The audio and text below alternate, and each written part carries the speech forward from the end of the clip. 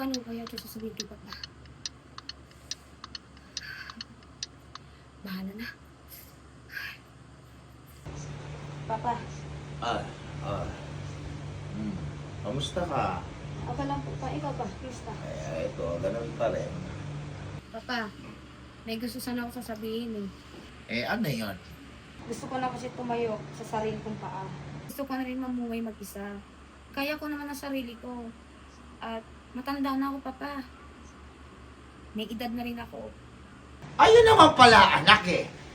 Proud na proud sa'yo si Papa na tumatayo ka na sa sarili mong paa at gusto mo na mabuhay mag-isa. Wala tayong pag-uusapan dyan, anak. Ah, talaga, Papa? Salamat, Papa, ha? Pero, Papa, sa katunayan, yung mga damit mo nandun sa labas. Yun.